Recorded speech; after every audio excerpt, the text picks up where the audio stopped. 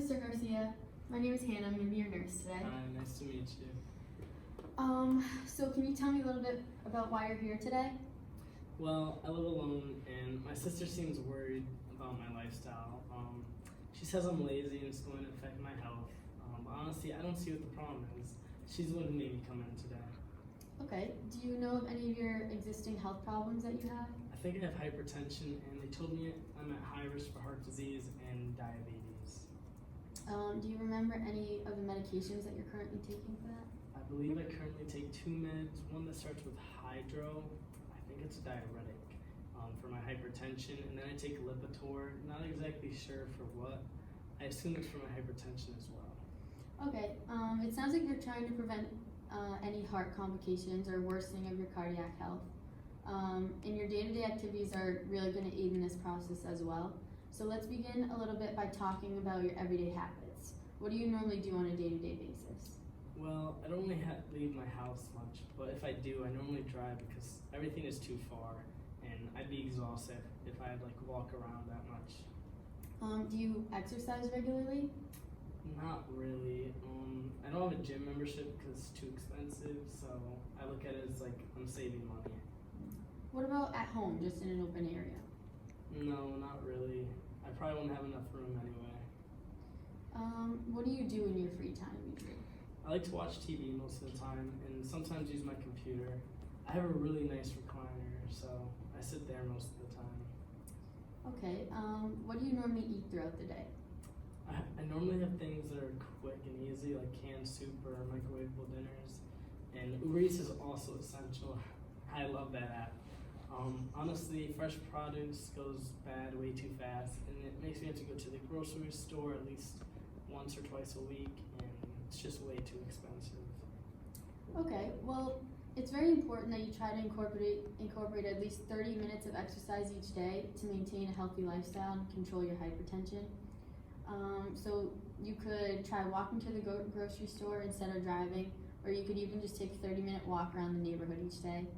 I'd like to give you some pamphlets of some local gyms that are within walking distance and that are affordable, and maybe have you start thinking about getting a membership. I also understand that you like watching TV, and a really good thing to incorporate would be doing jumping jacks or just taking a walk around your house during the commercial breaks. Regarding your diet, I would highly advise you to incorporate some more fruits and vegetables into your meals each day, because reducing your sodium intake in the processed meals that you're eating will greatly help your high blood pressure. And going to the grocery store would even help your exercise as well. Okay, I see what you mean. Maybe I can try to include some of this into my day-to-day activities. And it wouldn't be the worst idea to try and eat a bit healthier. I'm not going to promise anything, but I'll try and change my lifestyle. I'll see how it goes, and hopefully it won't be too difficult. Thank you for everything. You're welcome, and we're here to support you during this time, but this is always your choice and you're in full control of what you want to do. We're here to encourage you during this process and help you along the way. And we'll see you in 6 weeks to monitor your progress. Okay, sounds good. See you then.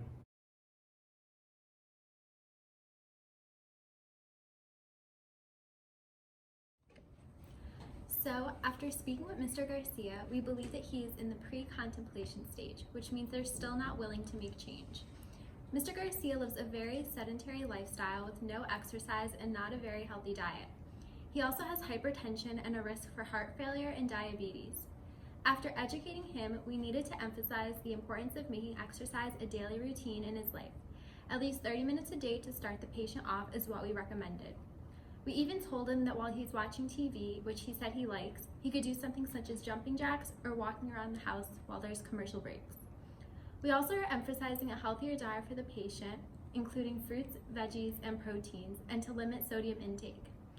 After this interview, we're hoping for the patient to make changes in their lifestyle and to go into the action phase and then maintain the new lifestyle over time. Exercise and a healthier diet will really benefit this patient in the long run, and we hope to see the patient agree to what we talked about. I'm in. Hi, Mr. Garcia. My name is Tess. I'm going to be one of your nurses today. Hi, nice to meet you. How have you been doing? I've been doing well. I started implementing some of the changes the nurse and I talked about the last time I came here. That's wonderful to hear. Can you tell me more about some of the changes that you've made to your lifestyle? Well, I've stopped eating out and eating frozen meals as much. My sister's been helping me learn how to cook healthy food that I actually like, and to show me how to meal prep. Turns out I really like broccoli, which is nice. Those are great changes to your diet. Meal prep can be really helpful, especially on really busy days. Have you made any changes to your activity like you and your nurse discussed last time? Well, my sister gave me an old bike she had in her basement, so I've started biking to the grocery store. I've also been taking walks around my neighborhood a few times a week. My friends and I have actually started to get together on the weekends, play basketball instead of going to the movies like we used to. I looked into some of the gyms at the last nurse told me about, and I'm in the process of getting a membership. Those are wonderful changes that you've made to your activity level. I'm so glad that you found a gym that works for you. I would love to see you go to the gym for about an hour at least 3 times a week. Now, I can see from your medical chart that your blood pressure has gone down. I encourage you to keep up with your eating and activity changes so that you can maintain this lower blood pressure, because decreasing your blood pressure decreases your risk for diabetes and heart disease. Yes, I'm really happy with my improving health, and it kind of scared me to find out that I could have a heart attack and leave my sister home alone without getting better. That was a big factor in my decision to live a healthier lifestyle. I'm glad that you have become more motivated to change. Could you try and identify 3 things that you think might trigger you into falling back to your previous lifestyle? Yeah, I think so. Let's see. I think the stress of not making a lot of money made me turn to comfort food to make me feel better. And when I ate cheap food, it made me feel like I was saving money. I got bored living alone, so watching TV made me less lonely. And I'm worried about, right now I'm worried about going to the gym because I don't really have the body of someone who usually goes to the gym often. But I'm determined to go anyway. And I'm a little worried if I have a bad day or feel lazy that I'll want to Uber Eats for dinner, but I think I'll be okay. It's really great that you can identify these as triggers.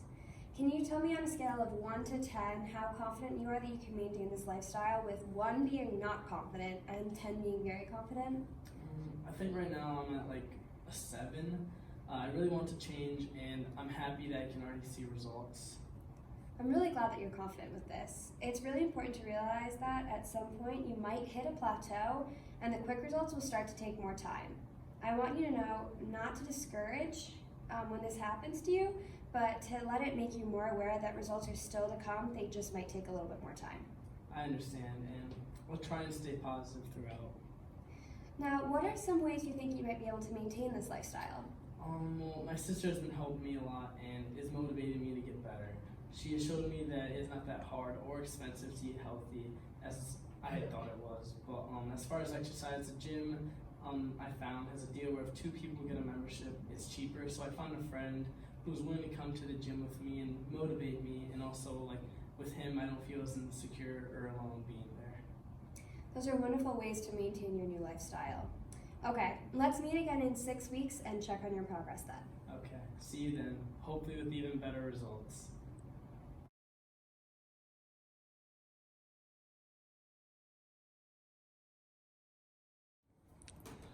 We met with Mr. Garcia 6 weeks after our initial interview when he was in the pre-contemplation stage.